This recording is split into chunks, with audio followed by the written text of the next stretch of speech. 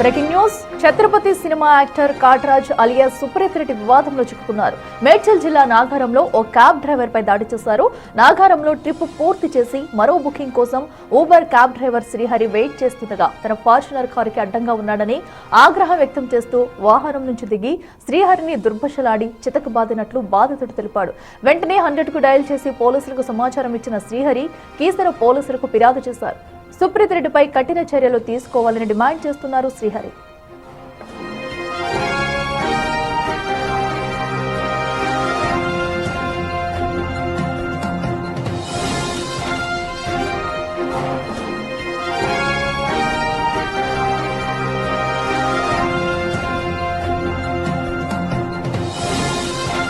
వనస్థలపురం నుంచి కుందనపల్లికి కిరాయి వచ్చింది. కిరాయి డ్రాప్ చేసి అయిపోయిన తర్వాత మెయిన్ రోడ్ గల్లీకి కొద్దిగా వచ్చి నేను వెహికల్ పార్క్ చేసుకున్నాను. పార్క్ చేసుకొని వేరే కిరాయి వస్తుందని ఎదురు చూస్తుంటే ఈ లోపల నాకు ఆపోజిట్లో ఒక ఫార్చునర్ వెహికల్ వచ్చింది. ఆ వెహికల్ నుంచి డ్రైవ్ చేస్తున్న వ్యక్తి దిగి నా మీద కొట్టి తిట్టి నాన్న దుర్భాషలు ఆడాడు. తర్వాత నేను నా ఫోన్ కూడా లాక్కున్నారు. తర్వాత నేను పోలీసు వాళ్ళకి కంప్లైంట్ చేద్దామని అంటే ఫోన్ కూడా ఇవ్వలేదు. చాలాసేపు నన్ను సతాయించారు. ఆ నుంచి తర్వాత నేను ఒక 15-20 నిమిషాల తర్వాత నేను మళ్ళీ ఫోన్ ఇచ్చారు నాకు. ఫోన్ తీసుకొని నేను 100 నెంబర్ డైల్ చేసి ఆ నుంచి మళ్ళీ స్టేషన్కి వచ్చి కంప్లైంట్ ఇచ్చాను. కంప్లైంట్ ఇచ్చిన తర్వాత నాకు తెలిసింది ఆ వ్యక్తి ఫలానా సినిమా ఫీల్డ్లో చేస్తాడని చెప్పి తెలిసిందన్న. సో ఆ వ్యక్తి మీద కఠిన చర్యలు తీసుకోమని చెప్పి పోలీస్ స్టేషన్లో ఇప్పటికే కంప్లైంట్ ఇచ్చి రెడ్డికి మరింత సమాచారం మా ప్రతినిధి సుజాత లైవ్లో అందిస్తారు. సుజాత, ఎవరైతే సుప్రీత్ రెడ్డి ఉన్నారో క్యాబ్ డ్రైవర్ పై దాడి చేసిన ఘటన మనం చూస్తున్నాము. తను పోలీసులకు కూడా ఫిర్యాదు చేసినట్టయితే చెప్తున్నారు. కేవలం తన కారుకు క్యాబ్ అడ్డంగా ఉందనే నేపథ్యంతోనే తనపై దాడికి దిగినట్టు చెప్తున్నారు. అసలు ఏం జరిగింది వివాదంలో? అఖిల, ప్రముఖ సినీ నటుడు కాట్రాజ్ అలియాస్ సుప్రీత్ రెడ్డి మరోసారి వివాదాల ఆరోపణలు ఎదుర్కొంటున్నారు. క్యాబ్ డ్రైవర్ శ్రీహరి మీద దాడి చేసినట్టు అటు కీసరా పోలీసులకి బాధితుడు శ్రీహరి ఫిర్యాదు చేశాడు. ప్రస్తుతం నాతో పాటు బాధితుడు శ్రీహరి ఉన్నాడు. కాట్రాజ్ అలియాస్ సుప్రీత్ రెడ్డి తను ఒక యాక్టరు, మీ మీద దాడి చేశారని కీసర పోలీసులకి ఫిర్యాదు చేశారు. అసలు ఏం జరిగింది, ఎప్పుడు దాడి చేశారు? ఇది శనివారం నైటు 8:30-9:30 మధ్యలో జరిగిందండి. నేను యాక్చువల్గా నేను క్యాబ్ డ్రైవర్ని. సో నేను వనస్థలపురం నుంచి నాకు రాంపల్లి ఎక్స్పోర్ట్ వరకు కిరాయి వచ్చింది. సో కిరాయి అయిపోయి కంప్లీట్ అయిపోయిన తర్వాత మెయిన్ రోడ్కి ఒక గల్లీలో నేను పార్క్ చేసుకున్నాను. వెహికల్ పార్క్ చేసుకుని ఉన్నాగా కొంచెం వెయిట్ చేస్తున్నా, వేరే కిరాయి ఏమైనా వస్తుందని చెప్పి నేను వెయిట్ చేస్తున్నాగా నాకు ఆపోజిట్లో ఒక ఫార్చునర్ వచ్చింది. ఆ ఫార్చునర్ ఉన్న వ్యక్తి కార్ తీయమని అన్నాడు. తీస్తూనే ఉన్నాడన్న, ఒక నిమిషం ఉన్నాడని చెప్పి ఇలా సైగ తీసుకుంటూ కూడా మరి చెప్పానని. అప్పుడే కారు ఇగ్నిషన్ ఆన్ చేస్తుంటే, అరే నువ్వు ఎవర్రా, ఇక్కడ ఏం చేస్తున్నారా అని చెప్పి నానా విధంగా నాతో మాట్లాడాడు. అరే అని ఎవరిని అంటున్నావు, నువ్వు ఎందుకు అంటున్నావు, బండిది ఏమన్నా తీస్తున్నా, ఒక నిమిషం వెయిట్ చేయి అని చెప్పా. ఏం లేదు. ఇంకా నానా విధంగా బండి దిగాడు. బండి దిగి అప్పటికే అతను ఏదో ఫోన్ కాల్లో ఉన్నట్టున్నాడు. ఆ ఫోన్ కాల్లో ఉన్న పర్సన్ని అరే ఇటు రారా అని చెప్పి ఆ పర్సన్ని పిలిచాడు. ఆ పర్సన్ వెనక నుంచి వచ్చి నా మొబైల్ లాక్కున్నాడు. తర్వాత ఆ పర్సన్ వాళ్ళ అసిస్టెంట్ అనుకుంటా, ఆ పర్సన్ కూడా నన్ను కొట్టాడు. ఈ కాట్రాజ్ ఏమో నన్ను ఇక్కడ చెంప మీద కొట్టాడు. అది యాక్చువల్గా ఇది నిన్నటి వరకు కూడా చాలా పెయిన్ ఉంది. నిన్న కనుక మీరు చూసేది ఉంటే నిజంగానే ఉంది దెబ్బ అని అనుకున్నాడు. ఇప్పటికి ఇన్సిడెంట్ అయి 3 డేస్ అవుతుంది. సో పెయిన్స్ కూడా అంతంత మాత్రమే ఉన్నాయి, ఇప్పుడు ఇదివరకు లేవు. సో మీరు రోడ్డు మీద ఏమన్నా కార్ పార్క్ చేశారా, లేదంటే తన కార్కి ఏమన్నా అడ్డంగా ఉందా? లేదు, అలమే లేదు. నేను నా కార్ ఏదైతే ఉందో కంప్లీట్గా రోడ్కి ఒక సైడ్, ఒక గల్లీలో ఒక సైడ్ కన్స్ట్రక్షన్ అయ్యే బిల్డింగ్కి పక్క పెట్టి ఉంది నా కారు. అతని కార్ వెళ్ళడానికి ఇంకా చాలా స్పేస్ ఉంది. అతని కార్ వెళ్ళగా కూడా ఇంకా 2 బైకులు పట్టేంత స్పేస్ ఉంది ఆ గల్లీలో. అతని కారుకి అసలు అడ్డమే లేదు అసలు. అంటే తను ఆ సమయంలో మీ మీద దాడి చేయడానికి కారణం ఏంటి? అతను కారు తీయలేదని ఆయన కోపం తప్ప మేడం, ఇంకా లేదు. అంటే ఆయన పొజిషన్ ఎలా ఉంది, ఏమైనా మద్యం సేవించి ఉండడం కానీ లేకపోతే ఆ స్మెల్ రావడం ఏమైనా ఉందా? యాక్చువల్గా అతను దిగి మాట్లాడి నా మీద దాడి చేస్తుంటే నోటి నుంచి స్మెల్ వచ్చింది మేడం. కంపల్సరీ 100% డ్రింక్ చేస్తున్నాడు మేడం. డ్రింక్ చేసి ఎంత గట్టిగా అరుస్తున్నాడు అంటే, నేను ఏ విషయం చెప్పినా కూడా నేను ఏ విషయాన్ని చెప్దామంటే కూడా ఈయన పొజిషన్ లేడు, అసలు లేడు మనిషి. ఏమన్నా అంటే అంటే మీద చేయేస్తూనే ఉన్నాడు. ఇంకా వాళ్ళ అసిస్టెంట్ అయితే ఇటు భుజం మీద 2-3 గుద్దులు గుద్దాడు మేడం. అది పెయిన్ ఇప్పటివరకు ఉన్నది, కానీ బయటికి రావట్లేదు అంతే. అంటే మీరు కారు తీయలేదు అన్న కోపంతో ఫస్ట్ గొడవ జరిగిందా, లేకపోతే డైరెక్ట్ వచ్చి మీ మీద దాడి చేశారా? కారు తీయలేదన్న కోపంతోనే మేడం, దాడి కారు తీయలేదన్న కోపంతోనే దిగేసి నా మీద దాడి చేశాడు.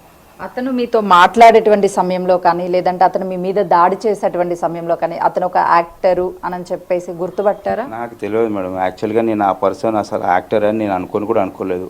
అసలు ఆ ఫేస్ చూస్తే కూడా నేను యాక్టర్ అని అనుకోలేదు.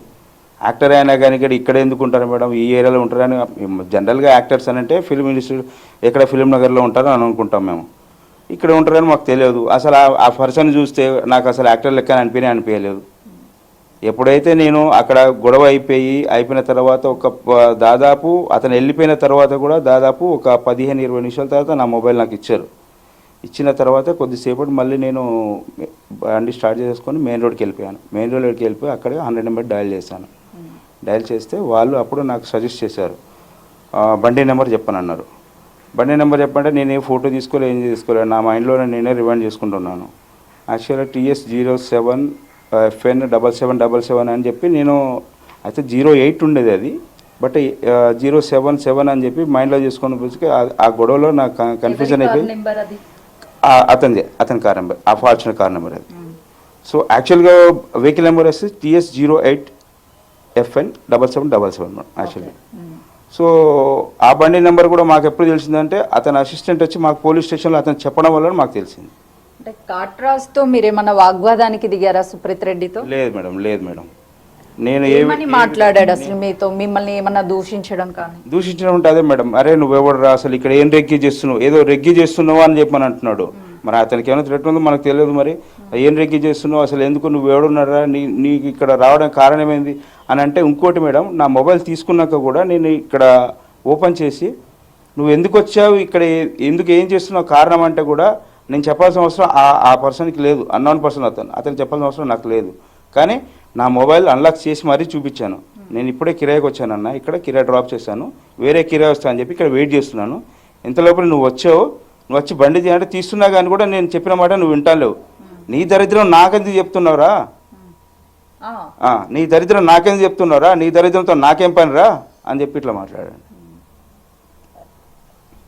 ఇప్పుడు సుప్రీత్ రెడ్డి కాకుండా ఇంకా ఎవరు మీ మీద దాడి చేశారు? సుప్రీత్ రెడ్డి కూడా డైరెక్ట్ దాడి చేశాడు మీ మీద, కొట్టాడు. ఎక్కడెక్కడ కొట్టాడు? నన్ను చెంప మీద కొట్టాడండి, చెంప మీద కొట్టాడు, జబ్బ మీద కూడా కొట్టాడు.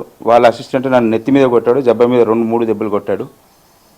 కనీసం మీరు ఆపే ప్రయత్నం చేయలేదా? మీరు కొట్టకండి, నన్ను తప్పు కొట్టడము అని చెప్పేసి. నేను అదే అంటూనే ఉన్నాను మేడం. వాళ్ళ అసిస్టెంట్ 2 సార్లు కాదు 3 సార్లు చేసుకున్నాడు. అతన్ని అండ చూసుకొని ఇతను వాళ్ళ అసిస్టెంట్ 2-3 సార్లు నా మీద చేసాడు.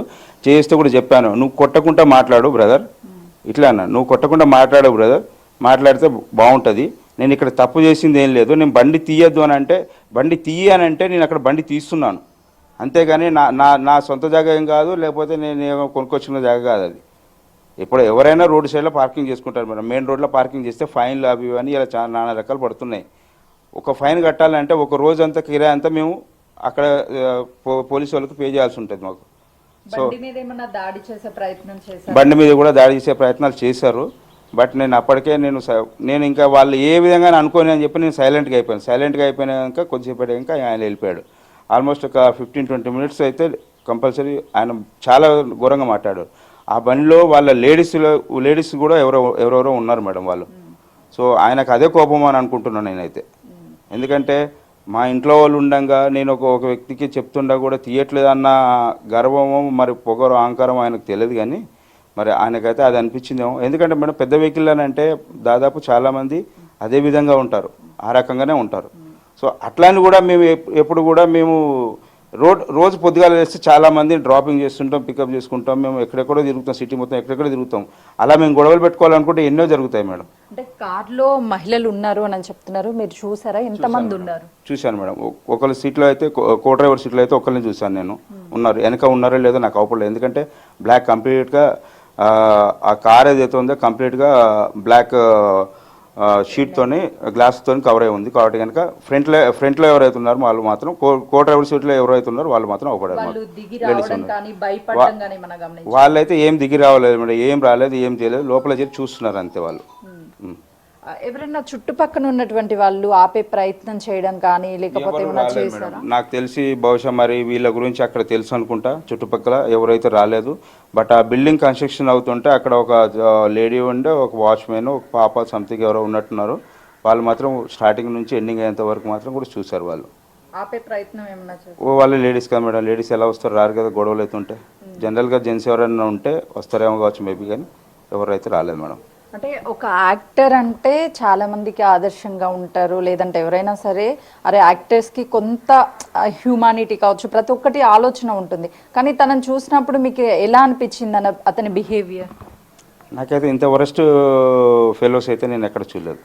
నిజంగా చెప్తాను మేడం. చాలా చాలా ఒక యాక్టర్ అనే వ్యక్తి ఎలా ఉండాలంటే పబ్లిక్తో ఎంత ఏ పొజిషన్లో ఉన్నా కానీ, అతను తాగి ఉన్నా తాగి లేకున్నా మామూలుగా ఉన్నా, అతనికి ఇంట్లో ఏదైనా గొడవలు ఉన్నా కానీ బయట పబ్లిక్తో ఎలా ఉండాలి అంటే అంత ఫ్రెండ్లీగా ఉండాలి. ఎంత ఫ్రెండ్లీగా ఉంటే అంత పబ్లిక్ సపోర్ట్ చేస్తుంది. కానీ ఇలాంటి దారుణంగా ఉండే వాళ్ళని మాత్రం మేము ఫస్ట్ టైం చూస్తున్నాం.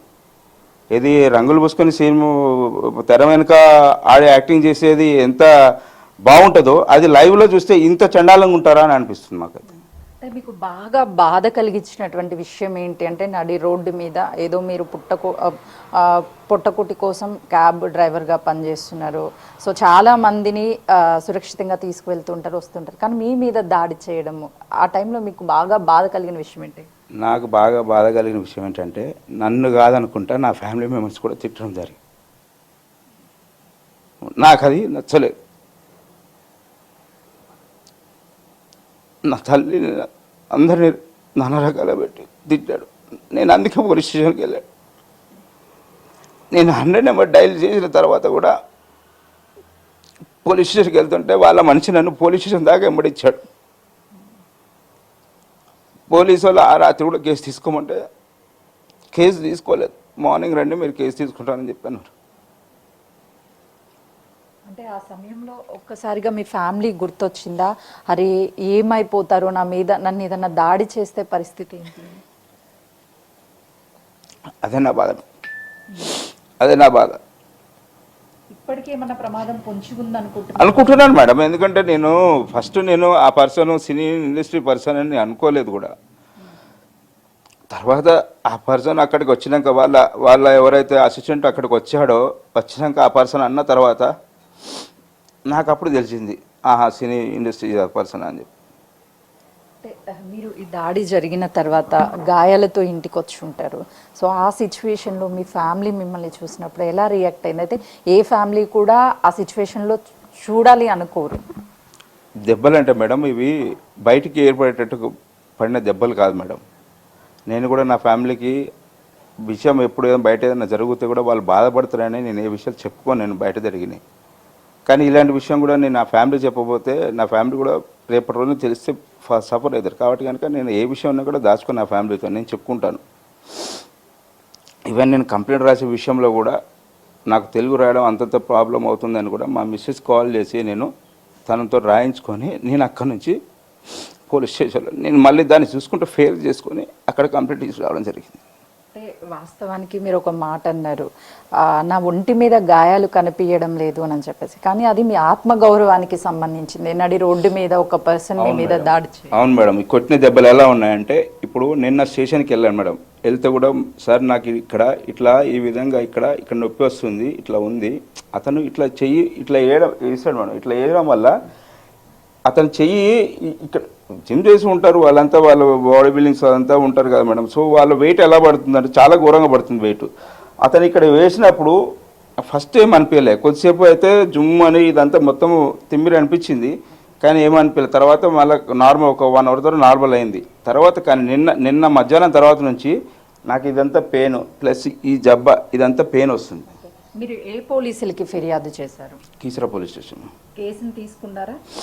నైట్ నేను వెళ్ళినప్పుడు మాత్రం తీసుకోలేదు. నాకు ఇట్లా దాడి చేశాడని అంటే కూడా వాళ్ళు స్పందించారు, కానీ ఇప్పుడైతే మేము ఏం చేయలేము సార్. మీకు దయచేసి మీరు ఏదైతే కంప్లైంట్ ఉందో కంప్లైంట్ రాసి మీరు వెళ్ళండి. మీరు ఫిర్యాదు చేసిన తర్వాత సుప్రీత్ రెడ్డి వాళ్ళు ఎవరైనా సరే మిమ్మల్ని అప్రోచ్ అయ్యి తప్పైపోయింది లేదంటే ఏమైనా మాట్లాడే ప్రయత్నం చేశారా? అసలు సుప్రీత్ రెడ్డి స్పందించాడా? లేదు మేడం, ఏం స్పందించలేదు. వాళ్ళ అసిస్టెంట్ వచ్చినప్పుడు మా అన్న మాట్లాడతాడంట అని చెప్పి ఫోన్ కాల్లో అతను ఉన్నాడో మరి తెలియదు, కానిస్టేబుల్తో మాత్రం ఒకసారి మాట్లాడాడు. అయితే తన మీద శ్రీహరి మీద అత్యంత దారుణంగా దాడి చేసి కనీసము తను నాకు యాక్టర్ అని తెలియదు, కానీ ఆ విధంగా దాడి చేయడాన్ని పూర్తిగా ఖండిస్తున్నాను. నేను కీసరా పోలీసులకి ఫిర్యాదు చేశాను. ఏ యాక్టర్ కూడా రంగులు తీసివేసి బయటికి వస్తే ఈ విధంగా ఉంటారని నేను ఊహించలేదు అని చెప్పేసి తన బాధని వ్యక్తం చేస్తున్నారు. యాక్టర్స్ అంటే రియల్ హీరోసే కాదు, రియల్ హీరోగా కూడా ఉండాలి అని చెప్పేసి చెప్తున్నారు. Right Sujatha, thank you.